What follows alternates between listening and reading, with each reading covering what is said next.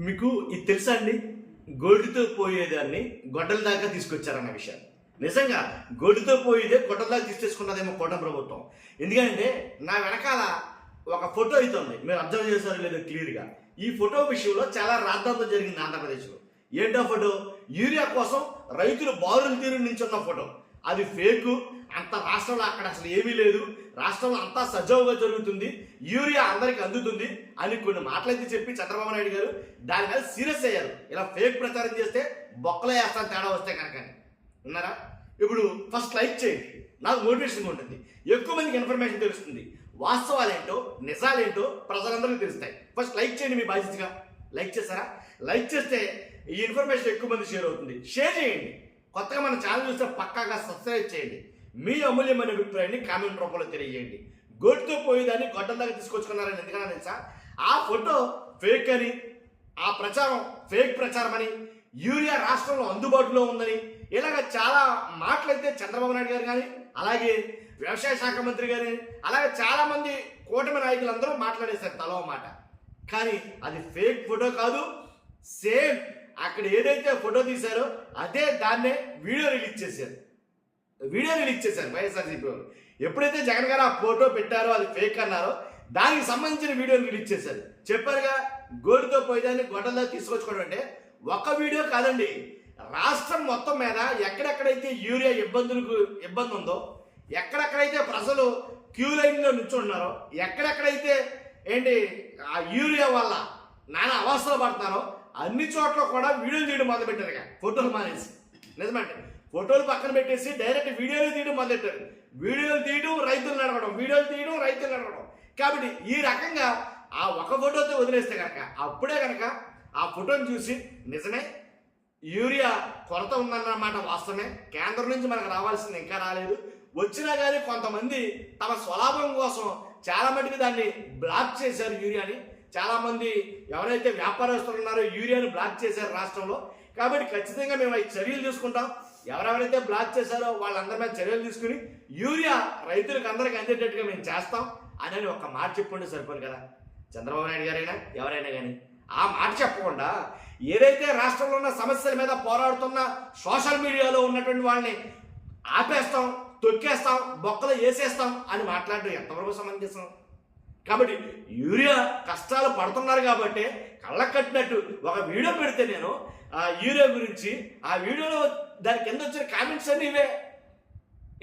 అన్న మా ఊర్లో నేనే ప్రత్యక్ష సాక్షిని, మా ఊర్లో యూరియా అందడం లేదన్న, రైతులందరూ కూడా చాలామంది రైతులందరూ కూడా చాలా ఇబ్బందులు పడతారన్న, లేకపోతే సార్ మా ఊర్లో కూడా అదే పరిస్థితి, ఏదైతే ఫోటో తీసామో అదే ఊర్లో ఉన్న వ్యక్తి మనకి కామెంట్ పెట్టాడు, నిజమేనండి ఆ ఫోటో అని. కాబట్టి ఇప్పుడు ఎలా అంటే social media, YSRCP social media ఎంత స్ట్రాంగ్గా ఉందంటే ఎక్కడెక్కడైతే యూరియా సమస్య వచ్చిందని జగన్మోహన్ రెడ్డి గారు అన్నాడో, ఆ ఫోటో పెట్టాడో, వాళ్ళ ఊర్లో యూరియా సమస్యల్ని ఎలుగెత్తి చూపించడం మొదలుపెట్టారు. కాబట్టి ఇప్పుడు ఎవరు దేన్ని దాయలేరండి. ఎందుకంటే ఇప్పుడు గోప్యంగా ఉంచాలంటే ఎవరి వల్ల కాదు. ఇప్పుడు అంతా బహిర్గతం అయిపోయింది. కాబట్టి చీమ చిట్టుకుమన్నా రాష్ట్రం మొత్తం తెలుస్తుంది. ఎందుకంటే లైవ్ వీడియోలతో వదలబడేస్తున్నారు. లైవ్ వీడియోలతో ఒకవేళ అబద్ధం అనుకుంటారేమో అని. కాబట్టి ఉన్న వాస్తవాల్ని, అంటే సమస్య ఉంటే కనుక ఆ సమస్య మొత్తం రాష్ట్రం అంతా ఒకేసారి స్ప్రెడ్ అవుతుంది. కాబట్టి ఆ సమస్యల పట్ల సానుకూలంగా స్పందించాలే తప్ప దాన్ని మనం కాదు, కుదరదు అని వేరేలా మాట్లాడితే కనుక ఇదిగో ఇలా ఉంటుంది, చిలికి చాట్ అయ్యిందంట, అలా ఉంటుంది. కాబట్టి ఆ యూరియా ఫోటో ఏదైతే ఉందో రాష్ట్రం మొత్తం ఆ ఫోటో హల్చల్ చేసిందో, దాని తర్వాత వచ్చిన వీడియోలు మామూలుగా లేవు. 1, 2 కాదు, ఇంకొంచెం 10 సంఖ్యలో వీడియోలు అయితే కనుక రిలీజ్ చేయడం మొదలెట్టారు సోషల్ మీడియాలో.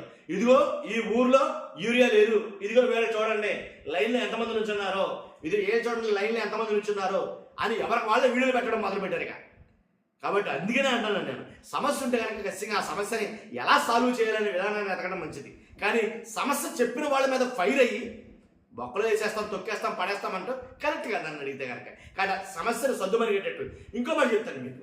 ఇప్పుడు వెలుగులోకి వచ్చిన అంశం ఏంటంటే, ఏదైతే యూరియా లేక రైతులు ఇబ్బంది పడతారో యూరియా మొత్తం చాలా మటుకి దారి మళ్ళిందన్న మాట నిజమే. ఎందుకంటే లెక్కలు అలా చెప్తున్నాయి.